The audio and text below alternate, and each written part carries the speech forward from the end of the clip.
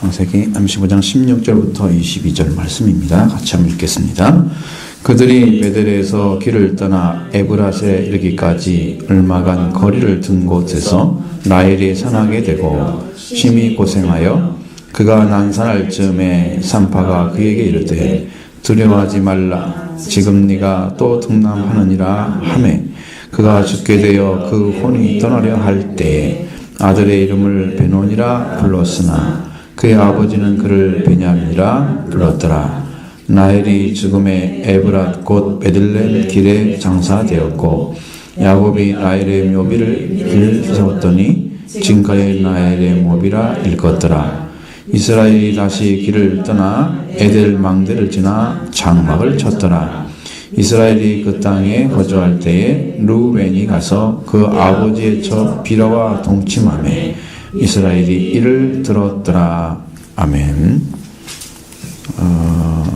이제 베델에 올라가서 엘 베델이란 제단을 쌓죠. 거기서 하나님을 만나고 하나님께서 약속하시는 말씀을 들었습니다. 너는 야곱이지만은 이제는 이스라엘이라 다시는 그 이름을 부르지 말라고 하나님도 부르지 않겠다 그랬죠. 근데 하나님께서 이스라엘 백성들에게 그 이름을 불러요. 예언서에 야곱아 이스라엘아 막 돌아가면서 불러요. 그것은 이스라엘의 속성을 가져야 할 대상에 대해서 야곱의 속성을 가진 것을 알려주는 거예요. 너희가 태생이 이런 것이지만 하나님이 이렇게 만들었다. 야곱을 이스라엘을 만들었다. 그 소망을 두시고 이렇게 불러주는 거죠. 그러니까 그것은 거기에 필요한 적절한 말씀이죠. 이게 이스라엘 자체에 대해서는 하나님께서는 안 불렀단 말이에요. 근데 우리가 성경을 쭉 볼 때는 다 야곱이라고 나오지 이스라엘로 안 나오잖아요. 여기는 안 나오잖아요. 창세기에서 뭐 이스라엘로 부르지 않죠. 그러니까 그것은 그냥 대표적인 이름으로 생각해야 돼요. 그 사람에 대한 얘기는 하나님이 그렇게 여겨주겠다는 얘기죠. 여기서 기록된 것은 우리가 이해하기 쉽게 하기 위해서 뭐 야곱 이렇게 쭉 나가니까요. 그것은 별개 생각하시면 좋을 것 같아요. 그 사람께서 생애와 번성에서 한 백성과 백성들이 총회관에게 나온다. 왕들이 내 헐에서 나온다. 뭐 그렇게 약속을 쭉 주시고 백성에 대한 약속, 그 다음에 땅에 대한 약속. 우선 르우벤에게 이 땅을 주겠다. 그러니까 백성이 있고 땅이 있으면 누가 있어야 돼요? 그 다음에 다스리는 자가 있어야 되죠. 그 하나님이 왕이 되시는 거예요. 그게 이스라엘이에요. 그러니까 하나님이 그 위에 계셔서 영광을 받으시고 찬양받으시기 합당하신 분으로 계셔야 이스라엘이에요. 그분과 관계에서 하나님의 은혜를 얻어낸 사람들의 삶 속에 들어온 자들이 이스라엘이에요. 그래서 의로운 이스라엘, 약속의 아들들, 이제 이렇게 생각을 하죠. 그러니까 땅과 자손에 대한 약속 해줬어요. 그리고 여기 이제 하나님에 대한 이야기는 안 하잖아요. 그건 하나님은 그 백성들을 다스리는 왕으로 계시는 겁니다. 그리고 야곱이 하나님의 자기가 말씀하시던 그곳에 돌기둥을 세웠다. 그리고 전제물을 부었어요. 그 다음에 또 그의 기름을 붓고, 이게 전제물이 이게 포도주일 가능성이 높다. 전제라는 것은 기름이 있는 것을, 기름이 아니라 액체를 붓는 거예요. 액체 제물을 붓는데, 그건 제물을 대신하는 게 아니라 마지막에 또 한 번 부어주는, 제사를 다 드린 다음에 그런 죄를 전제라고 하기 때문에. 그래서 이제 여기 기름을 부었다고 얘기가 나오니까 포도주를 앞에 부었을 가능성이 거의 100% 봐야 돼요. 그렇게 해서 하나님께 철저하게 회개를 하는 그 모습을 여기서 보여주고, 그리고 또 하나님이 자기가 말씀하시는 곳에 이름을 베델이라 불렀더라. 또 확인하죠. 처음부터 베델이라고 그랬잖아요. 거기가 루스였는데 베델이라 불렀는데 또 와가지고 베델에 또 불렀어요. 그러니까 이것은 확인하는 거예요.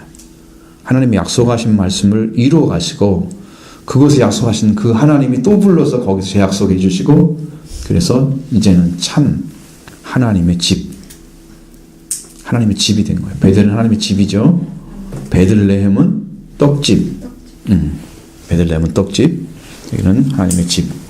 이렇게 해서 뭐 베델 교회가 많잖아요. 근데 베델 교회는 지금 우리가 말하는 대로 이게 배에다 디귿 받침 붙이는 베델이 아니고 지금은 배에다가 델자를 써버려요. 지금은 그게 이게 책이 다 바꿔져야 돼요. 그렇게 그게 맞아요. 근데 우리는 지금도 성경에는 벳엘로 돼 있잖아요. 표기가 잘못된 거예요. 베델이 돼야 돼요. 그거 하나도 이제 정확히 알아야 되죠. 그리고 베델에서 길을 떠났다 그랬어요. 그리고 에브라스에 이르기까지 얼마간 거리를 둔 곳에서 라헬이 해산하게 돼서 고생을 했다. 그러니까 라헬이 참 불쌍하죠. 아이를 얻고 싶은데 얻지 못하는 그 고단한 삶을 살아온 여성이에요. 그러니까 라헬이 예수님이 돌아가실 때 2살 이하의 아이들을 죽였을 때 그 라헬의 이야기를 갖다가 하시는 거 보면 라헬이 참 불쌍한 인생을 사는 건 맞아요. 그리고 자녀가 없어가지고 좀 자기 스스로도 위축당하고 그러면서 마음의 고통을 많이 겪었던 그러한 여성이었습니다. 우리가 모든 삶에서 만족하게 사는 사람 별로 없는데 근데 야곱이 사랑해 주니까 그보다 더 큰 것은 없지만은 그러나 그걸 통해서 자녀를 태어나게 해서 그게 얻는 행복은 또 다르잖아요. 남편이 사랑받는 것도 다르거든요. 근데 그걸 많이 못 얻은 여자란 말이에요. 그래서 아픔이 큰데 또 그 여자가 여기 또 에브라스에 가까이 이르러서 거기서 이제 해산하게 되는데 순산하면 좋은데 난산이 된 거예요. 얼마나 고통스럽겠어요. 그러면서 두려워하지 말라고 산파가 얘기해 줍니다. 그것이 이제 어떤 의미이겠어요. 너는 아이들 나니까 정신 차리고 힘내서 아이를 빨리 잘 순산할 수 있도록 하자 이런 얘기겠죠. 힘을 돋아주는 이야기지만 그것이 아무 소용이 없었어요. 아무 소용이 없었어요. 그러니까 옛날에는 아이를 낳다가 죽었던 여자들이 많았습니다. 많았어요. 그래가지고 아이 낳다가 태어나다가 자기는 낳고 엄마는 돌아가시고 낳을 때 돌아가셨다 그런 얘기 들은 적이 있잖아요. 지금은 거의 그게 없지만 근데 여기도 지금 그런 현상이잖아. 지금 베냐민이 그러니까 베냐민도 자기 엄마를 모르고 살아가는 어떻게 보면 참 안 됐잖아요. 베냐민이 참 안 됐어요. 그래서 나중에 유다와 이렇게 묶어졌는지도 몰라요. 유다하고 나중에 묶어지잖아요. 유다라는 나라가 생겼을 때 남북에 갈라질 때 베냐민이 그러니까 이제 이게 죽게 되면서 혼원이 떠날 때에 아들의 이름을 베논이라 불렀다고 그랬어요. 베논이는 슬픔의 아들을 가리키는 거예요. 슬프다는 얘기예요. 왜? 아들을 자기가 키워보지도 못하고 품에 안아서 해보지도 못하고 죽는 그 슬픔을 이야기를 한 거예요. 그럼 이 아들은 어머니에 대해서 슬픔을 가지고 일생을 살아야 되느냐? 아니면 희망을 가지고 살아야 되느냐? 어느 쪽이어야 되겠어요? 그렇죠. 그러니까 아버지가 베냐민이라고 바꿔버리잖아요. 이제 힘 있는 아들이라는 게 오른손의 아들이라는 뜻이니까 굉장히 강한 아들이죠. 오른손의 아들. 아버지가 이렇게 불러줬단 말이에요. 그에게 희망을 심어주기 위해서 이름을 바꿔준 거예요. 오른손은 능력이나 권능을 이야기하는 상당히 중요한 의미를 가지고 있습니다. 그래서 우리도 예수님도 하나님 우편에 계신다 그러니까 사람들은 우편에 계시고 성령님은 좌편에 계시고 하나님은 가운데 앉아 계시고 그렇게 생각하는데 그 우편이라는 뜻이 그런 뜻이 아니고 어떤 분이 보냈어요. 그런 걸 써가지고 좀 읽어보라고. 그 읽어보니까 그게 써놨어. 그래서 그 예수님이 하나님인데 하나님의 형태를 가지고 계시다가 이 땅에 인간의 몸을 입고 오셨다고 다시 올라가셨다는 거야. 그러니까 우리가 믿어야 할 분은 예수님밖에 없다. 그렇게 하면서 순복음교회 다니는 분인데 그걸 써고 갖다 막 돌아다니고 우리 세미나 할 때 줘가지고 그건 참 읽어보니까 좀 허무맹랑한 한 가지는 일리가 있어요. 예수님이 하나님인가 아닌가? 여러분은 뭐라고 믿어요? 하나님이죠. 하나님이죠. 근데 하나님까지 아는 사람이 별로 없어요. 이것은 우리가 배워서 아는 거예요. 배워서 아는 거고 실제로 영으로 알아지는 하나님의 아들이다. 이건 잘 알고 있어. 왕이라고 알고 있어. 그런데 그분이 하나님이다. 이건 고백이 어려워요. 도마 같은 사람이 고백했잖아요. 나의 주신 나의 하나님이십니다. 고백을 진짜 했어요. 그러니까 그렇게 알아지는 사람들은 굉장히 드물어요. 영으로 알아지는 사람들은. 이제 그런 잘못된 신앙관들을 가지고 예수님만 진짜 미대할 대상이라고 생각하는 거예요. 그분들은. 그러면서 예수님이 하나님께서 주신 권세를 이 땅에 가졌는데 하늘과 땅의 권세를 내게 주셨으니 그랬는데 예수님은 가지고 그걸 하면서 통치하시고 나중에 하나님이신다. 그러니까 우리는 미대할 대상이 예수님이지 하나님이 아니에요. 성령도 아니신 거야. 부정하는 건 아닌데 그것을 예수님 중심으로 다 이렇게 막 만들어버리는 거야. 그분 이야기는. 저렇게 해서 양태론을 만들면 옛날에 우리 신학에서 배웠을 때도 그런 것은 그런 사람들, 양태론 만든 사람들 다 이단 취급했어요. 다 버렸어요. 그러니까 삼위일체를 강조하는 건 아니지만 그게 나타나게 있기 때문에 그걸 말하고 있는 거지 그걸 굳이 만들어가지고 억지로 삼위일체 하나님이다 이렇게 만든 게 아니고 성경에 나왔던 말씀을 그대로 찾아서 이렇게 하나님에 대해서 이제 성경적으로 연구한 분들이 많이 있을 거 아니에요? 그런 분들이 알아낸 것들 중에 하나죠. 그런데 우리가 삼일째 주장하면 마치 신학적으로 막 만들어가지고 좀 이상한 사람들처럼 취급하는 그런 경향이 있어요. 대부분 사람들은 그렇지 않는데 그런 경향이 있는 사람이 굉장히 적은 숫자인데 있어요. 그래서 굉장히 두려워하고 싫어하는 거야, 그런 것들을. 그래서 오른손이란 의미가 그 오른쪽이란 말을 항상 생각하는 거지. 그런 의미를 말하려고 하는 게 아니고 하나님께서는 하나님 우편에 계신다 그러면 예수님이 딱 계시면 하나님께서 계시면 하나님의 우편에 예수님이 앉아 계셔야 돼. 그런 의미를 생각하면 안 돼. 그렇게 가르쳐 주셨으니까. 그러니까 하나님 예수님은 예수님 하나님 밑에서 그냥 일하는 분처럼 나타나 성경에 거의 대부분이 왜 그러냐면 아들로서 인간으로 왔잖아요. 그렇기 때문에 그 부분이지 예수님도 하나님과 동급인 분이에요. 하늘로 올라가면 예수님이 통치를 하시는 거예요. 천년왕국도 예수님이 통치하시는 것이고요.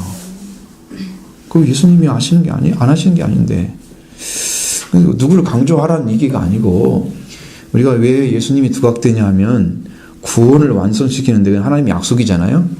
약속의 말씀이 이루어지는 그 일을 예수님이 오셔서 완성시킨 거야. 그러니까 우리가 예수님을 더 강조해서 믿으라고 하는 거지. 거기가 구원의 시초가 되기 때문에. 그러면 예수님이 아들을 믿는 자에게는 아버지도 오시고 성령도 오신단 말이에요. 삼위일체 하나님 임재하시는 건데 무슨 특별한 것인지 알고 그렇지 않아요. 아들이 정말 임재한 심령 안에는 보좌를 들고 계시기 원하세요. 보좌를. 그러니까 세우기 원하시니까 예수님이 정말 여러분 심령에 계시면 오십니다. 아버지도 오시고 성령도 오십니다. 그걸 따로 떨어진 게 아니에요. 아버지와 아들과 성령은 같으신데 나와 아버지는 하나니라. 어떻게 떨어질 수 있어요? 그거 따로따로 이해를 하는 것은 그냥 학문적인 그 편리성 때문에 그렇게 이해를 하는 거예요. 네? 그렇게 이해가 편하잖아. 떨어질 수가 없어요. 그러니까 오른편이란 말은 어떤 능력이나 권능을 이야기하는 거니까 굉장히 강력하게 쓰임받을 그런 족속에 우리가 바울도 베냐민 지파라고 나와 있잖아요. 바울도. 히브리인지 히브리인이 베냐민 지파라서 안 써 있어요? 써 있죠. 베냐민 지파예요. 지파가 안 없어진 지파는 그 두 족속밖에 없어요. 유다 지파하고 베냐민 지파밖에 없어요. 나머지는 사마리아로 다 편성돼가지고 이스라엘 내에서 다 망해버렸기 때문에 핏줄이 다 섞여버린 거라고요.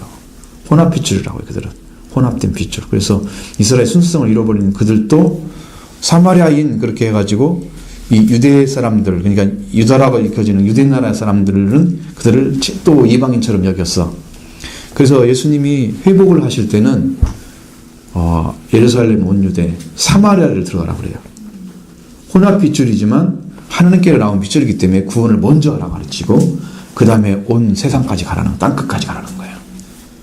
그게 하나님의 사랑의 방식인데 이스라엘 사람들은 자기보다 못한 사람을 알고 그냥 무시를 해버려서 이상처럼.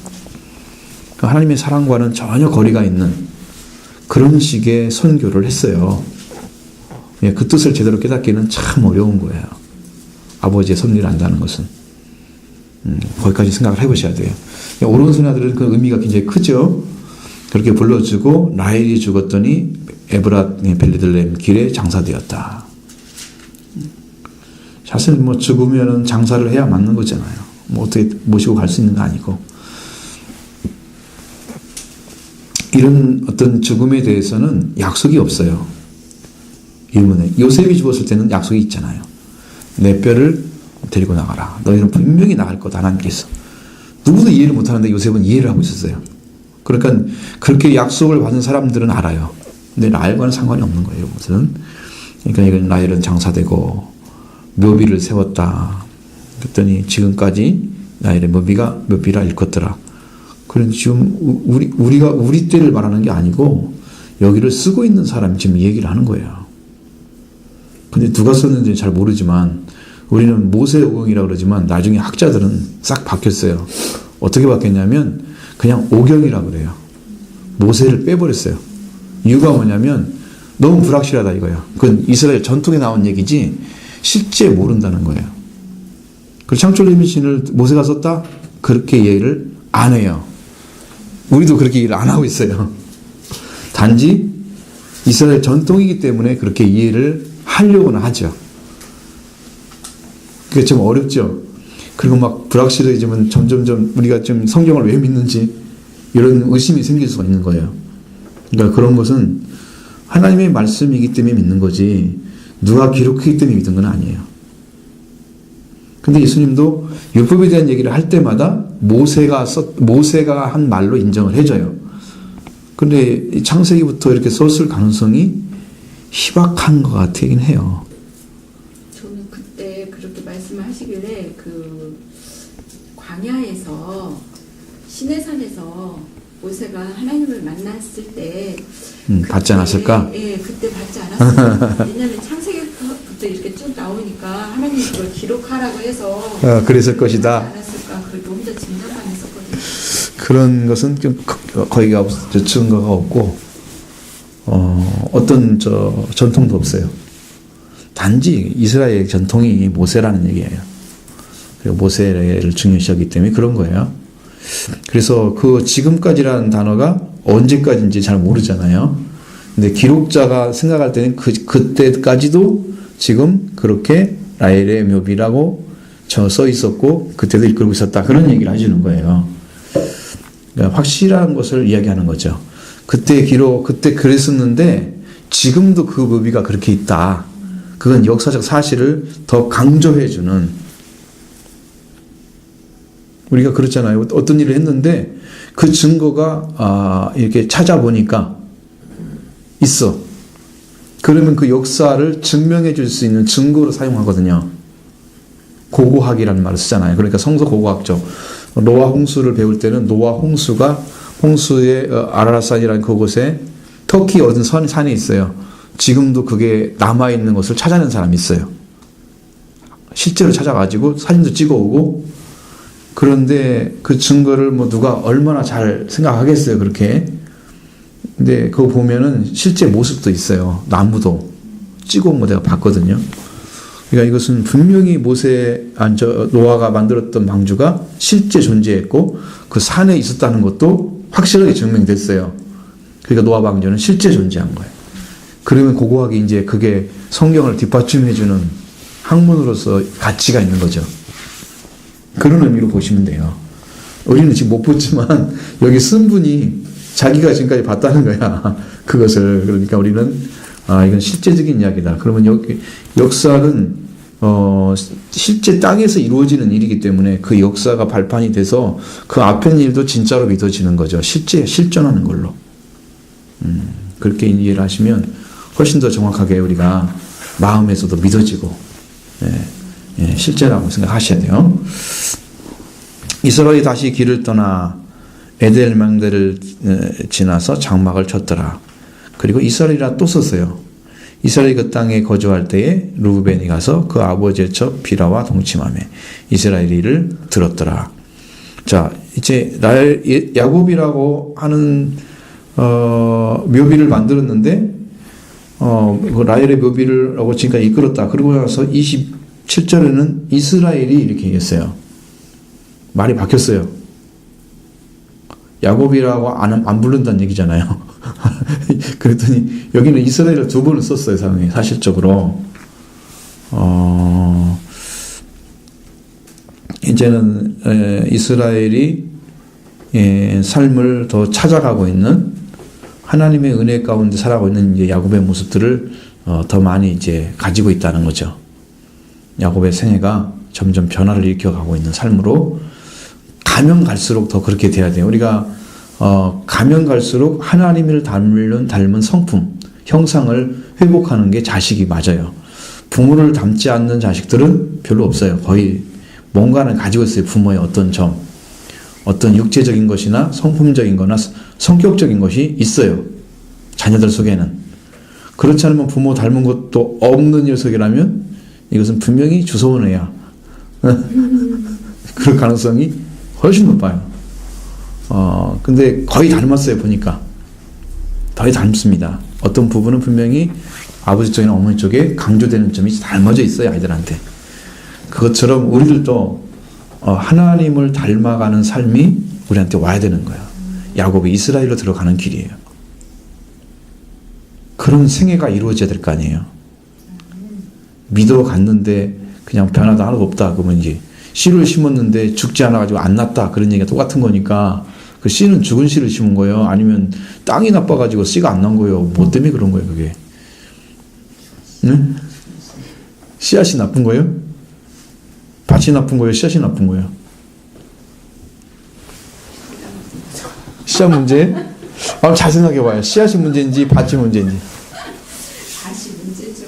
밭이 문제예요?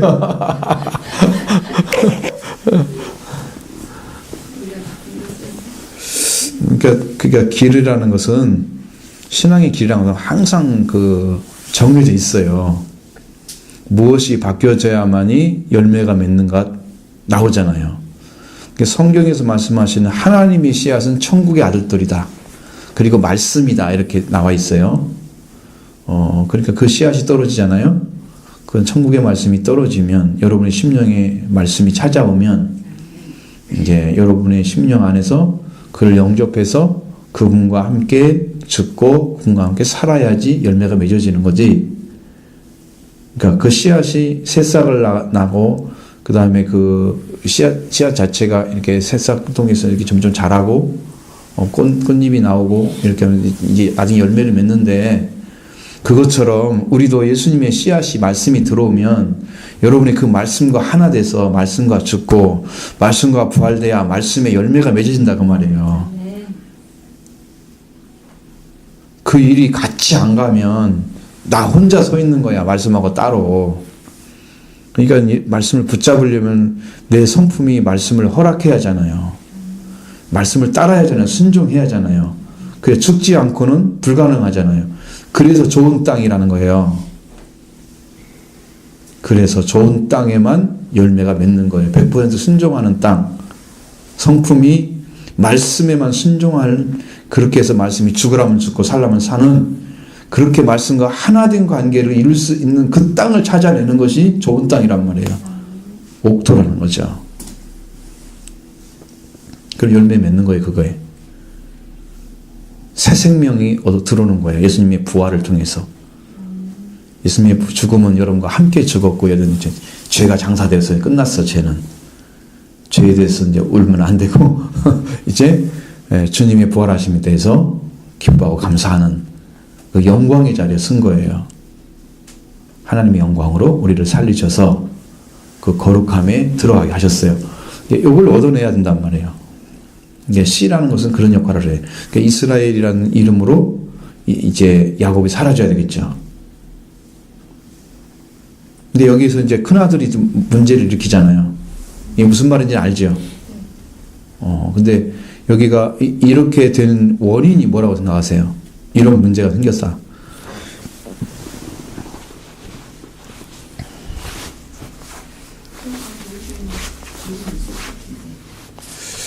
그러니까 루벤이 자기 엄마를 위해서 뭘 한 적이 있잖아요. 앞에서. 아, 예.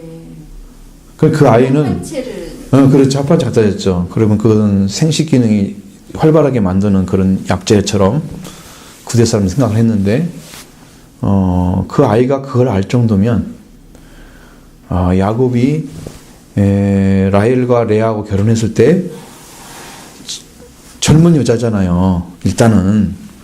그런데 또 아내를 얻었잖아요. 처음으로 들어오는 실바와 비라를 얻었단 말이죠. 그러면 그 사람들은 더 어렸을 거란 말이죠. 이렇게 하면서 그 잘못된 성의식을 가지고 있을 수도 있어요. 아내가 많으니까. 그러면서 그 아이가 먼저 성의 눈이 떴을 수도 있습니다. 이것이 이런 일까지 가는 거예요.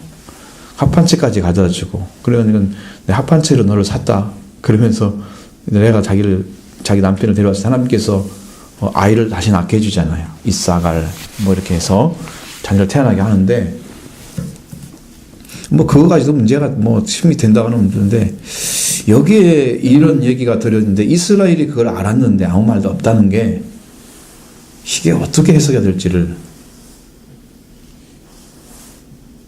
자기 아내를 지금 뭐 그렇든 어쨌든 간에 자기 아내잖아요. 그러면 어머니라고 생각해야 되는 건 대상인데, 그걸 범하게 한다면 아버지도 어딘가는 자기가 책임져야 할 부분이 있는 거죠. 자식이 그랬으니까. 그럼 어떻게 해야 되나요, 이것은? 어떤 식으로 해결해야 돼요? 해초리 갖다가 좀 피나게 때리면 될까요? 큰아들이니까 나이가 제일 많이 오니까 뭐 쉽게 아이를 다루기 힘들 거예요. 근데 그 야곱의 성품 중에도 조금 그런 것이 있는 부분이 있을 것 같아요. 그 디나가 그 이렇게 세겜에서 세겜에서 그런 일을 당했을 때도 야곱은 침묵했잖아요. 말 안 했죠. 네, 침묵하고 그대로 넘어갔는데 이때도 그냥 그런 큰 사건이 벌어졌음에도 그게 침묵하고 그냥 넘어간 부분이 이게 어쩌면 야곱의 성품 중에 좀 그런 부분이 있지 않았을까 싶기도 해요. 네, 성품이다. 봐주는 거예요? 아니 막 드러내놓고 막 이렇게 왜냐면 원래 이 야곱은 어머니의 그 치마폭에서 자랐잖아요. 그렇게 보이죠. 약간 여성스럽기도 하고 그런 이렇게 남자처럼 막 이렇게 들이대거나 막 그 화를 내거나 뭐 이런 성품이 아니라 온유하다 그럴까? 조금 여성스러운 그런, 그러니까 에사하고 완전히 반대되는 성격이잖아요. 그러니까 그런 면이 조금 있지 않을까. 성경을 잘 읽어보면 재밌는 게 뭐냐면, 자기가 축복을 못 받았어요. 그러면 에사가 뭐라고 비난하게 해요? 야곱을. 야곱이란 말이 무슨 말이에요? 뭐 이렇게 두꺼워서 빼앗는 약삭빠른 약간. 있잖아, 야곱의 이런 뜻. 그렇죠. 걔가 야곱이 맞지 않습니까? 이렇게 얘기를 해요, 아버지한테. 네. 그러니까 이 사람은 그냥 잘해주는 것처럼 하다가 빼먹기는 다 빼먹어, 뒤에서. 발뒤꿈치를 잡아. 앞에서는 안 하고. 그런 성품이야. 그 야곱이 왔지 않습니까? 사실 진짜 에서가 하나님을 사랑하는 마음을 가지고 그렇게 일생을 살아왔다면 상도 안 뺏길 수가 있었죠. 축복을, 장자권. 근데 그걸 뺏기잖아요. 근데 그것은 이제 기본적인 구조가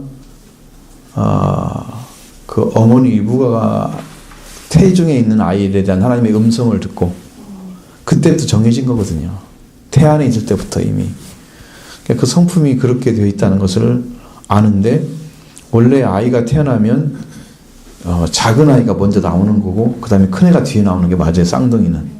근데 작은 아이가 나왔다가 들어가고, 여기는 아니죠. 저쪽 뒤로 가면 작은 애가 먼저 나와야 되는데 안 나오고 형의 발뒤꿈치를 잡고 나오는 거야. 그러니까 야곱이라고 이름을 지었고, 큰아들은 털이 많고 붉으니까 뭐 에서라고 지었고, 나중에 에돔이라는 별명 붙이잖아요. 그렇게 이제 태어났단 말이죠. 태어남부터 성품도 그렇고, 그 다음에 그런 성격의 아이니까 활발하거나 그래서 뭐 사냥을 하고 이런 거 좋아하지 않고 어머니와 함께 장막에 있는 걸 좋아하고 이제 이런 삶이 연속되면서 살았죠. 근데 문제는 이제 그 삶은 그렇다 치고 거기 가가지고 외삼촌의 집에 가서 아내를 얻으라. 그것이 아버지 어머니의 부탁이었어요. 그렇죠? 본인이 의사는 아니잖아요. 일단은 축복해주고 갔는데 거기 가서 뭔 일을 먼저 합니까? 제일 먼저 하는 거. 그 우물에서. 아니 집에 들어가가지고. 삼촌 집에 들어가가지고. 동생 나이를 이렇게 달라고. 그렇죠. 연애를 먼저 하는 거예요. 그럼 그 친구도 역시 성에 대해서 밝다는 얘기잖아요. 이런 것들이 좀 닮아갈 가능성이 있는 거죠. 그러니까 여기는 계약을 해가지고 자기가 어떤 삶을 꾸리면서 아내를 얻어서 가정을 키워야 되겠다. 이것이 먼저가 아니고 사랑하는 게 먼저야, 여자를. 그래가지고 먼저 달라고 그러고 7년을 7일처럼 보냈다고. 그런 거 나오잖아요. 그러니까 이 사람은 어떤 자기 가정을 어떻게 꾸려야 되겠다 이런 것보다도 그쪽에 치우쳐져 있는 게 아니라는데 처음부터 말씀드렸죠, 제가. 근데 그런 것도 포함되어 있고 그 다음에 그 아내들이 젊잖아요. 첩들이. 그것도 플러스 되어 있고 합판째 가져올 정도로 이렇게 루벤이 눈을 떴다면 그것은 상당히 빠른 거예요. 빠른 거죠. 근데 이제 비라를 동침해서 이스라엘이 그걸 들었는데도 아무 말도 않고 있다 하는 것은 묵인하는 거죠.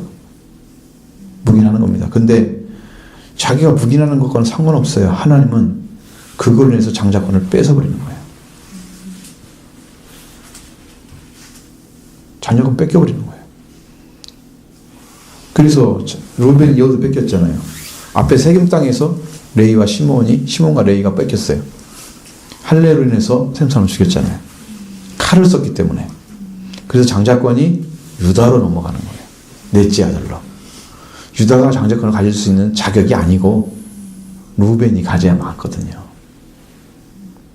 근데 역사는 그렇게 흘러가요. 그리고 유다 핏줄에서 예수가 나오는 것이 성경에 꽤 나와 있어요. 그러니까 한 가지 잘못된 삶을 통해서 가져야 할 것들을 잃어버리는 삶이라면 정말로 억울한 거잖아요.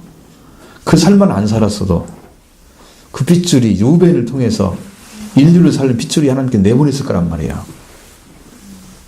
한 가지 범죄로 인해서 하나님 손에 눈에서도 벗어났어요. 버림받은 거죠. 여러분 생각해봐요. 아담과 하와가 버림받는 거 딱 한 가지잖아요.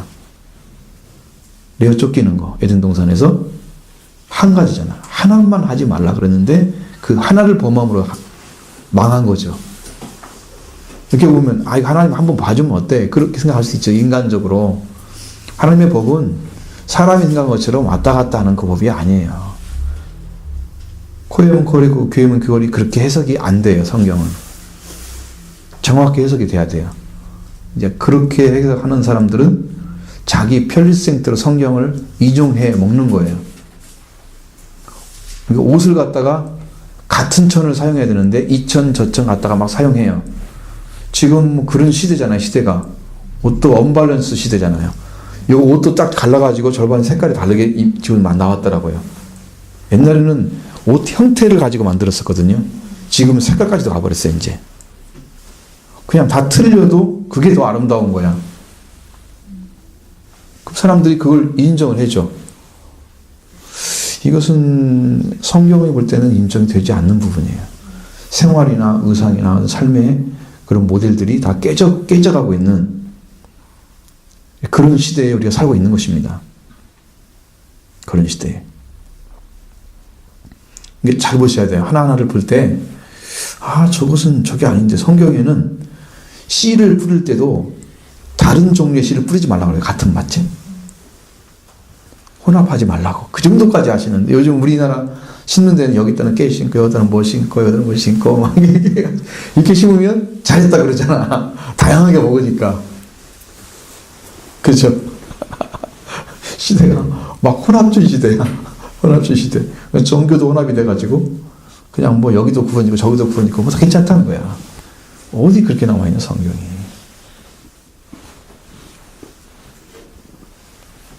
잘 보셔야 돼요. 이게 뭐 하나가 비틀어지면 그걸로부터 더러운 죄악이 계속 나와가지고 그 악한 세계를 만들어가요. 점점 커지게. 예? 점점 커지게. 그러니까 하나를 허락하면 망하는 거예요. 우리 이번에 세미나 할 때 그러잖아요. 군대 가는 아들한테 그 얘기를 했대. 교인들한테 오면 첫 계피가 중요하다. 군대 가서 한 번 입대면 3년을 먹어야 돼. 또 한 번 먹었잖아. 선배들이 이렇게 하면 어떻게 해? 손 돼요, 안 돼요? 못 해요. 담배 한번 피웠어. 억지로 피웠는데 딱 피워놓고 나중에 이제 안 됩니다 그랬더니 너 지난번 피웠잖아. 그 뒤부터는 못하는 거야. 발로 빼지 못하는 거야. 첫 계피가 중요하다. 첫 장. 그러니까 하나님을 의지하려면 처음에 시작을 잘해야 된다는 거예요. 그걸 지켜갈 줄 알아야 한다는 거예요. 근데 그것을 우리가 잘못하는 게 신앙인들이야. 처음에는 참 잘한 것 같아. 조금만 가면 완전히 변하잖아, 막 사람이. 왜 그러냐면 뿌리가 없어서. 뿌리가 없어서. 의지가 약한 거야. 의지라는 것은 마음의 뜻을 세우는 거잖아요. 그래서 그것이 굳건하게 서 있어야 이 뜻대로 살아갈 수 있는데 의지가 왔다 갔다 바뀌어. 그러면 생활도 개판이지. 응? 안 살아가지는 거지. 근데 그런 부분이 성경에 나와 있는 부분이에요. 우리의 삶을 이렇게 좀 부지게 살려면 한 번 뜻을 정했으면 끝을 보셔야 돼요. 끝까지 가셔야 됩니다. 인내로 구원을 얻으리라. 네 영혼을 구원한다 그랬어요. 끝까지 가셔야 됩니다. 이게 거짓이 아니라면 여러분 믿으면 분명히 여러분에게 말씀에 씨앗이 떨어지고 열매 맺는 그때까지 반드시 오게 하십니다. 그게 인내가 필요한 거예요. 지금 안 됐다고 포기하지 마시고. 왜? 하나님이 지금 하시는데 저도 씨앗이 떨어지는데 안 됐다는 것은 내 밭의 문제니까 밭을 회개하면 이루어질 수 있는 거잖아요. 근데 그 뭐 지금 안 됐다고 뭐 포기하면 뭐 나중에는 뭐 될 것 같아요? 더 안 되지? 그냥 지금 붙잡아. 그리고 순종하려고 말씀 앞에 무릎 꿇고 내려놓는 역할을 계속 하다 보면 여러분도 모르는 사이에 깨어져 있는 거예요. 깨집니다. 자기도 모르는 사이에 깨지는 거예요. 우리 개신교인들은 당신이 언제 구원받았어? 그거 잘 모르는 사람 많아요. 근데 구원 확신이 가지고 있는 사람도 있어요. 이게 차츰차츰 되기 때문에 언제 어떻게 됐는가를 잘 몰라. 근데 저쪽 가면 전주교회 그거 가면은 몇 월 며칠 날 구원 받았어요? 이거 말해야 돼. 그럼 구원 안 받은 거야. 그러니까 그 문제죠? 그렇지 않습니다. 그건 상관없는 거예요. 정말 예수가 구주로 시인되어지고 예수님이 하나님께서 죽은 자 가운데 살리신 걸 믿으면 얘가 구원을 받았다. 그게 성경의 말씀인데 그게 믿어지는데 왜 날짜가 필요해? 은혜 받은 날짜는 있을 수 있습니다. 강력하게 받은 날짜가 있으면 그런 사람도 있으니까 많진 않지만 그거 부정할 필요는 없어요. 그 사람은 그렇게 받았으니까. 근데 우리는 그렇게 안 받았어. 그거 문제 없는 거예요. 그러니까 그건 상관하지 마시고 여러분이 그거 해가는 게 중요하니까 끝까지 가야 됩니다. 그러니까 이렇게 해서 단 한 가지 실수로 장자권을 잃어버리는 이런 루벤 같은 삶을 살면 안 된다. 내가 하나님께서 치명적으로 보는 죄들이 있어요. 여러분 십계명에서도 부모에 대한 계명이 있잖아요. 사람에 대한 계명할 때 부모가 먼저 나와요. 부모를 잘못하면 심각합니다. 그건. 여기 지금 부모에 대한 일이잖아요. 이게요. 루벤이 부모에 대한 잘못이잖아요. 하나님의 잘못했다는 말은 안 나와요. 루벤도. 근데 부모의 잘못이에요. 그러면 시므온과 레위는 뭐에 대한 거예요? 이웃에 대한 거예요. 그러니까 할례인데 이웃 사람을 죽였잖아요. 그걸 사용해서. 그러니까 이 생명과, 그러니까 성경은 뭐래? 살인하지 말라 그랬잖아요.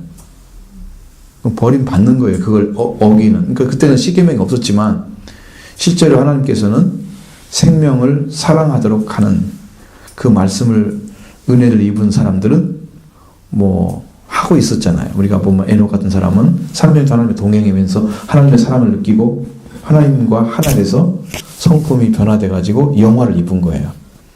그래서 이 땅에 있지 않더라. 하나님 데려가심으로. 그런 변화도 올 수 있잖아요.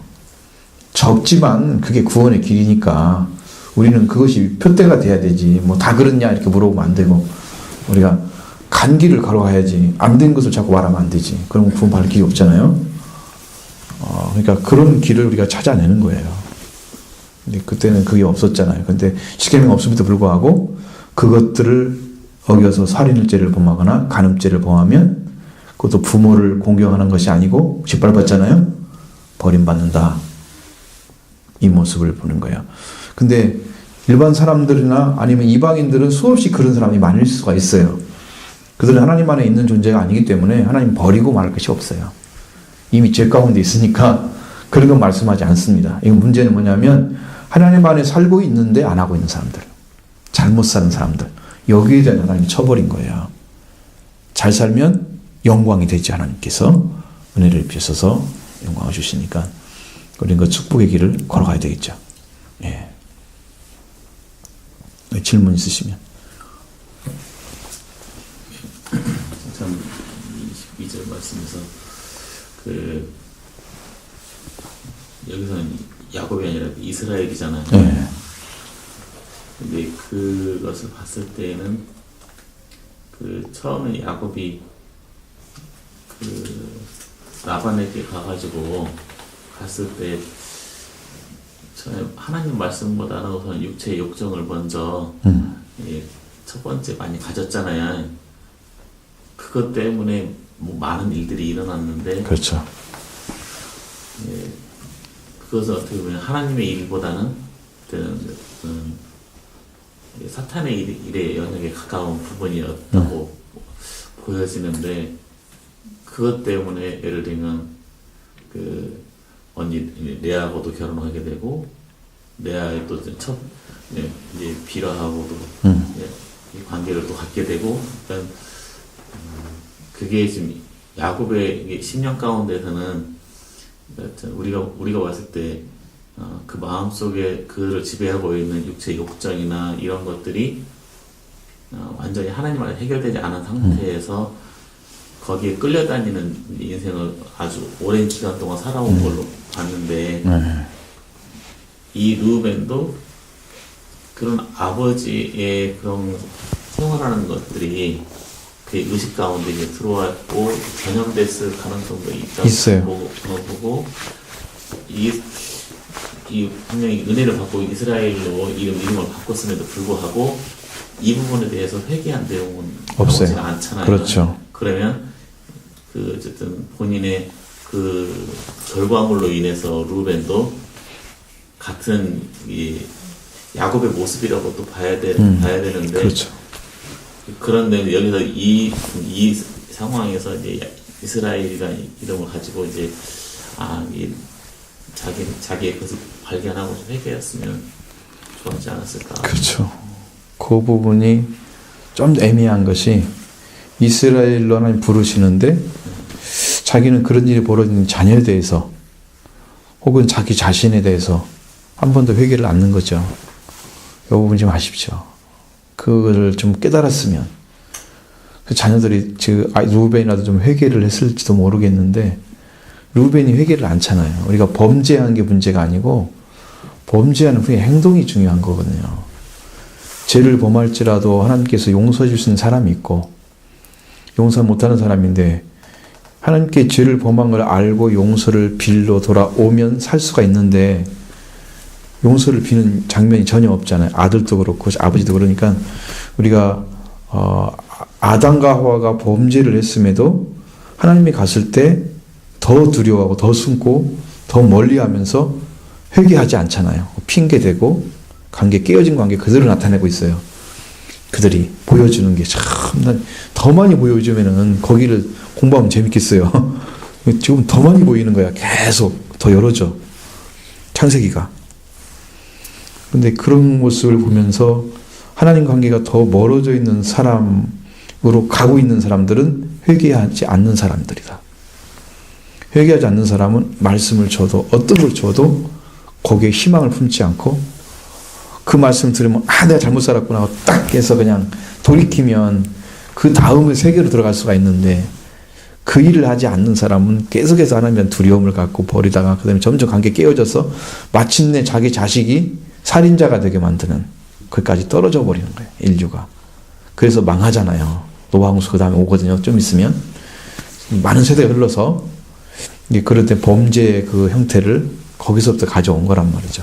회개하지 않는 자식으로부터 온 거란 말이에요. 아벨은 회개를 했다는 거죠. 제사를 통해서 하나님 응답 받았다는 것은 회개하고 돌아왔기 때문에 하나님 받으신 거란 말이에요. 그 제물을 통해서 믿음으로 그것이 해결되지 않으면 마찬가지야. 여기도 그 모습이 보여요.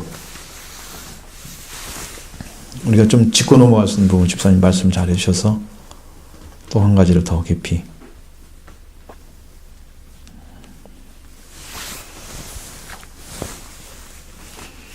들었더란 얘기로 끝났으니까요. 이를 들었더라. 그냥 듣고 아무 반응이 없는 거예요. 자기가 은혜가 충만하니까 그냥 아이고 괜찮겠지 뭐 이렇게 했을지도 모르지만 그 자녀는 버림받는 사실을 알아야죠.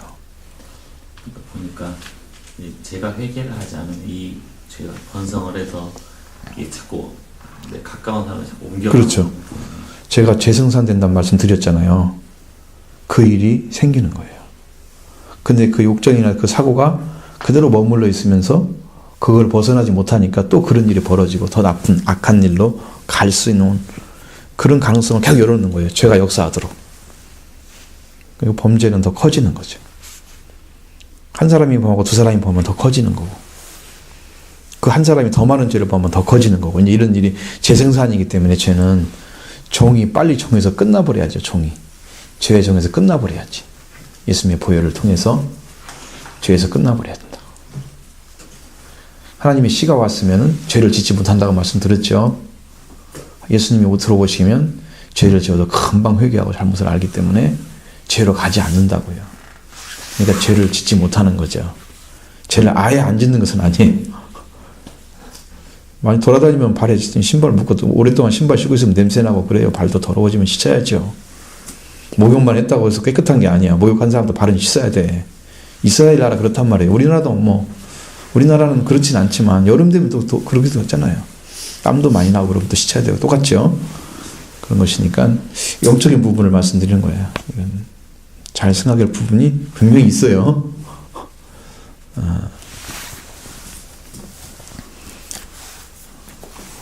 그 다음에 내용은 그 다음에 별로 내용 없죠. 야곱의 아들들의 12이라 여기까지 읽어야 되는데 그 내용이 밑에 들어가 있어갖고 그걸 읽으면 이상해.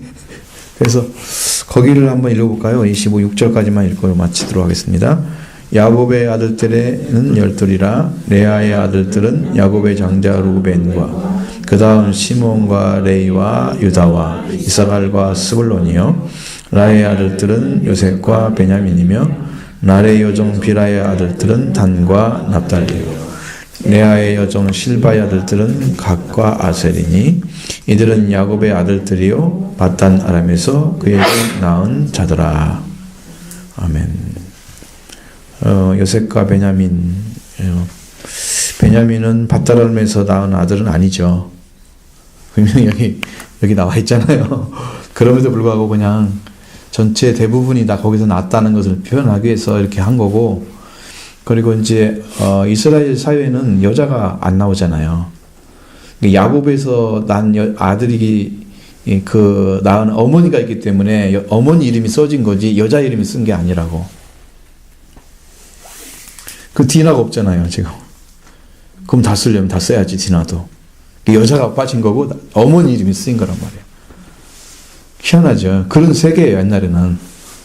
고대 사회는 그랬고 예수님 시도 그랬어요. 남자만 5,000명이었다 이러고 나오고 여자는 숫자도 빼 아이들도 안 들어가 있어. 참 희한한 세대예요.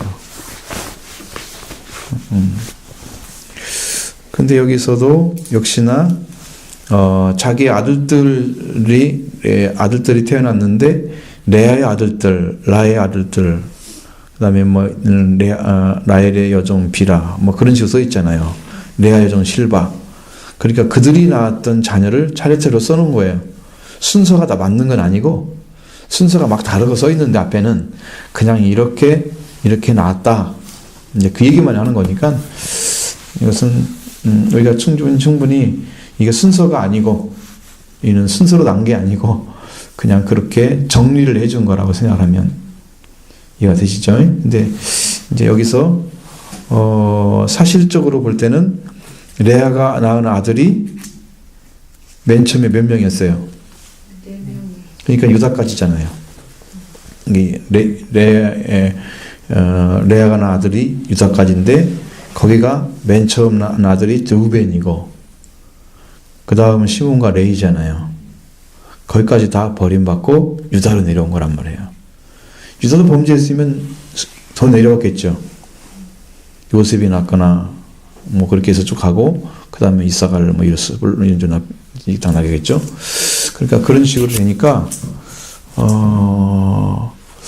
근데 이제 여기서 우리가 알 수 없는 것이 하나 있습니다. 여기는 알 수 없는 것이 뭐냐면 하나님은 누구를 장자로 봤을까라는 거예요. 하나님은 핏줄로서는 유다의 핏줄에서 그리스도가 태어난 게 맞는데 하나님은 역대상에 이런 걸 읽어보면 요셉에게 더 많은 기대를 해요. 장자권을 줘요. 요셉의 아들들이 12지파에 들어와가지고 14이 되어버린 숫자가. 그러면 요셉이 그게 장자권을 행사를 한 거나 마찬가지인 거예요. 요셉의 아들들을 넣어버리는 거기다가. 나중에 단하고 에브라임이 빠지잖아요. 요한기실에 가면은 14이 나오는데 2지파가 빠지는 거예요. 그러니까 우리 공부할 때는 뭐라고 얘기했냐면 이제 지금 벌써 3년째 되니까 그런 얘기를 안 하시더라고. 근데 우리는 처음에 볼 때 정말 잘 배웠어요. 이 일체 보면 거기에서 나오는 요한계시에 나오는 이야기들은 계시록 7장이 나오는데 거기에 12지파에서 14만 4천이 나오는데 거기의 이야기는 12지파가 이랬다가 아니고 이스라엘의 12를 맞추기 위한 14심에도 불구하고 12를 맞추기 위한 지파만 이야기를 했다는 거야. 그러니까 단과 에브라임이 빠지는 것은 고의적으로 빼놓은 것이지 빼지 하기 때문에 빼진 게 아니라는 거죠. 그리고 우리가 생각할 때는 단하고 에브라임은 뭐 굉장히 잘못했는가 봐.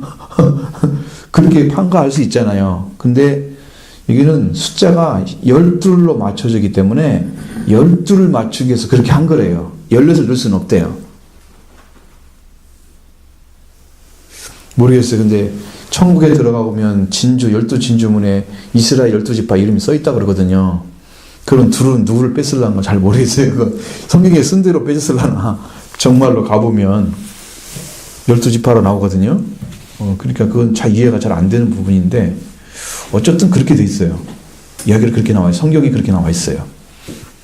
그 다음에 12 사도의 이름으로 성곽이 12보석으로 쌓여져 있는 것들도 나와요. 12지파 중에 하나는 빠져났잖아요. 마띠아를 얻고 가룟유다는 탈락하고 이제 거기도 사도에 들어갔겠죠. 그렇게 해서 이제 천국의 어떤 그 기초가 이 땅에 있는 12지파하고 그 다음에 예수님을 통해서 태어난 12사도가 중심인 거예요. 천국의 중심. 그 축이에요. 신약과 구약의 축이 이 12이에요. 양쪽 12. 그래서 여기 있는 12의 지파의 이름은 굉장히 중요하다는 것을 여러분에게 말씀드리는 거예요.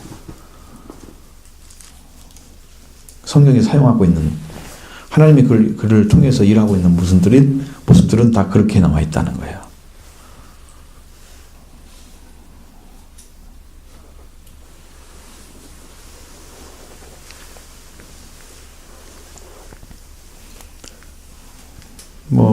이 뒤쪽에는 에서의 자손이 총 36장 나오는데 여러분 에서의 자손을 다 읽어보십시오. 여기는 제가 할 일이 별로 없을 것 같고 에서의 자손에 대해서는 할 얘기가 별로 없을 것 같아요. 그 나중에 이제 제가 좀 더 찾아봐서 필요한 얘기가 있으면 연결시켜 드리고 다음에는 37장으로 넘어갈 것입니다. 중간에 필요하게 한 얘기만 있으면 에서에 대한 얘기는 별로 성경에 안 나오기 때문에 다른 데서는 근데 왜 이렇게 써놨을까 그 얘기를 생각해 보면 하나님이 아브라함을 생각해서 그런 거예요. 너희들도 큰 나라를 이룬다고 약속해 놨잖아요. 아브라함을 걱정하니까 그 말씀을 하나님이 이루셨다고 하는 것을 여기서 기록해 놓은 거예요. 한 사람에 대한 약속을 하나님은 반드시 지킨다고요. 그 후손을 통해서 보여준다고요. 신실하신 하나님.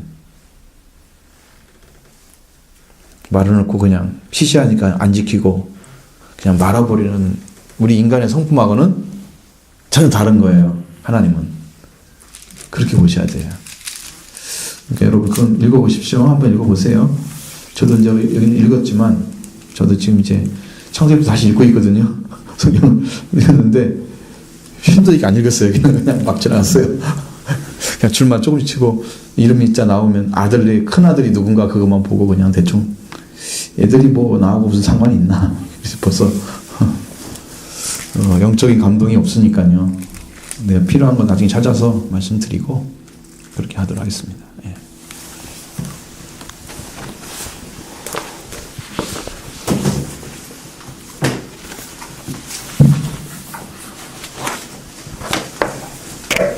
자, 272번. 야곱의 신앙이 수많은 슬픔과 고난을 헤쳐나가는 가운데 그 뿌리를 더 깊이 내리고 있음을 우리는 라헬의 죽음을 통해서 알 수 있다. 가장 사랑하는 아내 라헬이 난산으로 죽음에 이르고 혼이 떠나려 할 때 그녀는 슬픈 나머지 태어난 아들을 베논이라 이름되었다. 그것은 슬픔의 아들이라는 뜻이다. 그러나 야곱은 그 이름을 베냐민이라고 붙였다. 베냐민이란 오른손의 아들이라는 뜻을 가지고 있다.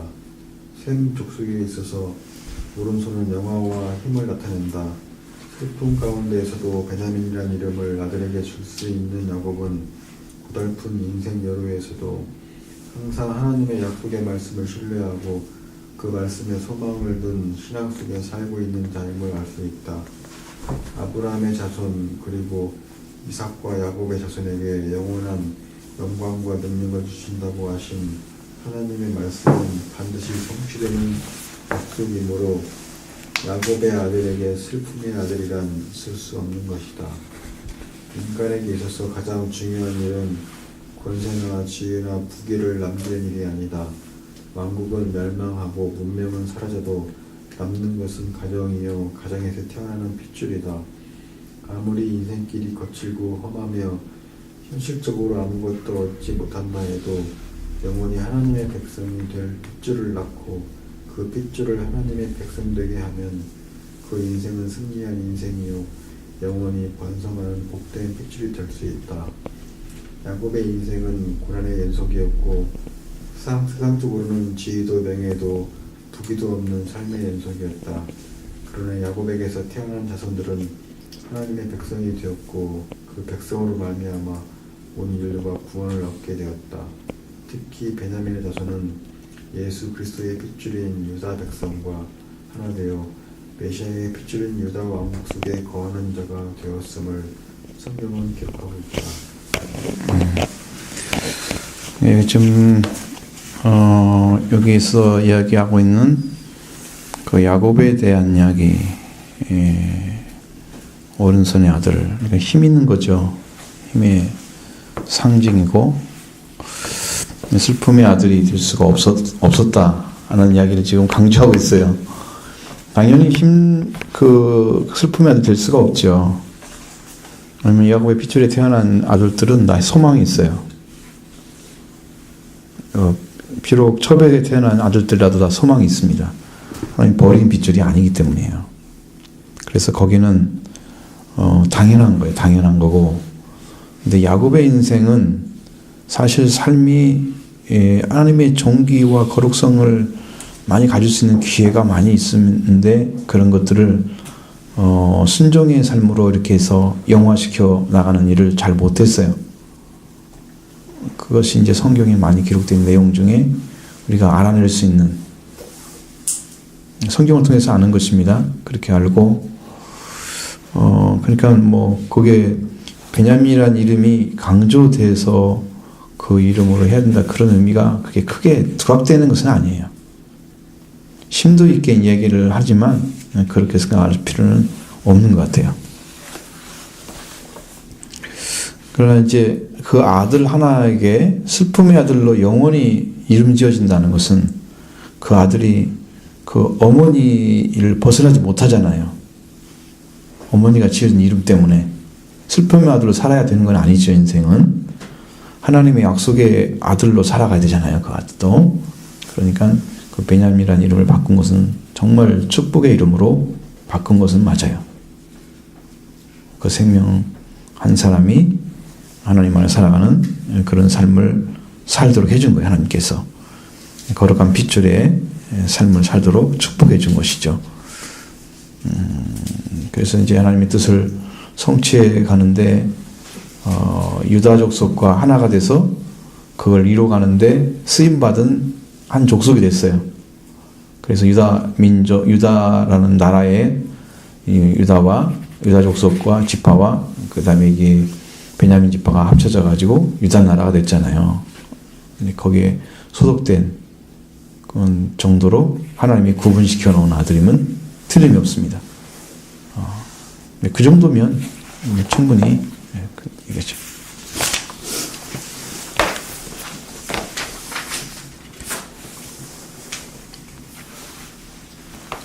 인간 본인의 결혼은 신앙의 주를 낳게 했다. 야곱의 결혼은 인간의 욕망이 엉켜진 결혼이었으며 그 때문에 네 사람의 아내를 버무리는 결과를 만들었다. 그리고 이 네 사람의 아내가 한 사람의 남편 야곱을 보고 다투었으며 자식들의 인격 형성에 악한 영향을 미치게 되었다. 그 중에도 장자 르우벤은 가장 강한 영향을 받았다. 르우벤은 어릴 적 레아와 라헬의 육적 욕망으로 다툴 때 어미인 레아를 위하여 들에서 합한 채를 구해오기까지 하였다. 이러한 르우벤이 일찍이 육적 욕망에 눈을 뜬 것은 당연하다 할 수 있다. 그는 아비의 첫 비라와 불륜관계를 맺어 아비의 친상을 거룩한 제사를 했다. 이로 인하여 야곱은 르우벤의 장자의 자리를 박탈했다. 그리고 세겜에서 포악한 행동을 한 시므온과 레이도 야곱의 가문을 이을 자격을 잃게 되었고 야곱의 장자의 명분은 유다에게 내려졌다. 결혼은 반드시 하나님의 뜻에 따라 가장 거룩한 것으로 이루어져야 함을 통절하게 가르치고 있다. 결혼은 개인적인 것이 아니라 자손 대대의 형통을 행과 불행으로 결정짓는 것임을 잊어서는 안 되겠다. 이삭은 나이 37세에 어미 사라를 잃고 40세 때에 리브가와 결혼하고 리브가가 에서와 야곱을 낳을 때가 60세 때였으며 에서를 축복하려 할 때가 130여 세 때였다. 그 후 야곱이 돌아오기까지 그는 생존했고 요셉이 애국으로 팔려가는 때에도 그는 아직 160여 세의 나이였었다. 이제 그의 일생은 180세를 일기로 마쳤으나 장자의 명분을 가진 야곱으로 인하여 이삭의 자손에게 베푸신 축복은 지켜졌다. 이삭의 육신은 장사되어도 하나님께 축복받은 그의 혈육은 자손 대대로 살아남아 하나님의 약속과 함께 번성하여 오늘에 이르고 또한 영원히 이어진다. 예, 29절까지 말씀에 그거 들어있죠. 야곱의 나이가 180세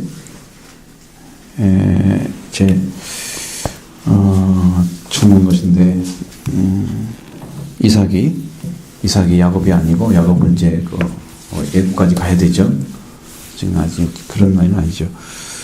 이게 이삭의 인생도 이 삶의 여정 속에서 보면 그가 야곱에게 완전히 이제 화면이 딱 돌아간 다음에는 이삭 얘기가 안 나오잖아요. 밧다라나무로 간 다음에는 야곱 얘기만 나와요. 그러면 그동안에 살아서 헤브론 지켰던 그 이삭은 뭘로 살았는지를 알 수가 없어요. 그러니까 뭐가 중심일까 보면 하나님의 축복받은 자의 삶이 어떻게 전개되어 나가는가. 근데 거기에 뿔대가 맞아 있어요. 그 축복을 이삭을 통해서 준 거잖아요. 야곱에게. 그죠? 그 축복받은 야곱이 어떻게 살았나를 또 조명해 주는 거예요. 다른 데 뿔대는 하나도 안 맞춰져 있는데 거기에는 정확히 맞춰져 있단 말이에요. 성경에 그 그루접듯 시키는 것들을 잘 보셔야 돼요. 이삭의 인생에서 이렇게 나이가 180세까지 될 때까지 그 나머지 인생에 대한 이야기는 하나도 안 나와요. 그리고 돌아가시는 이야기만 나오는 거지.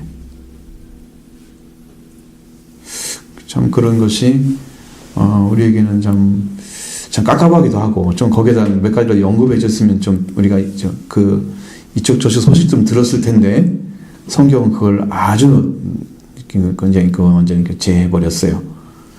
이걸 보면은 하나님 우리가 하고 싶은 이야기는 그 축복을 받고 축복받은 삶에 그 자손들이 어떤 삶을 살아가느냐는 것에 맞춰지는데 하나님과에서 어떤 관계를 살아가고 그 다음에 가정에서 어떤 관계를 가지고 살아가고 그러면 그들이 어떤 삶에서 어떤 결론이 나왔는가 이런 것들을 성경에서는 낱낱이 보여주고 있습니다. 죄를 지은 것도 그대로 드러내주고 있어요. 이런 건 안 나오면 좋겠잖아요. 좀 나쁜 소식은 그건 우리 생각이고 그런 거 다 보여주는 이유는 이렇게 살면 죄진다. 장자 핏줄에서. 그러니까 보여줘야지. 사람이 죄를 짓는 게 더 많지 의를 행하는 게 더 많습니까?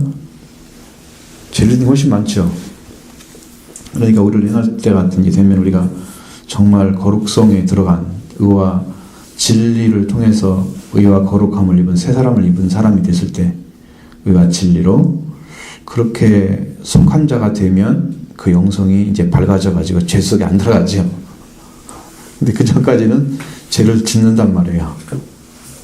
그게 보편적인 사람들의 삶이니까 죄가 나와도 죄인들이 살아온 모습을 하나님 관계에서 어떻게 봐야 되는가. 그러면 나는 어떤 삶을 살고 있지? 이런 것을 조명해서 여러분을 찾아내라는 거죠. 찾아내라는 거니까 거기에 한번 여러분 뼈줄을 맞추면 별 문제는 없을 것 같아요.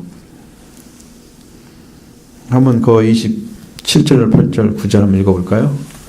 야곱이 기럇 아르바의 마무리로 와서 그의 아버지 이삭에게 이르렀으니 기럇 아르바는 곧 아브라함이 이삭에 거류했던 헤브론이라. 이삭의 나이가 180세라.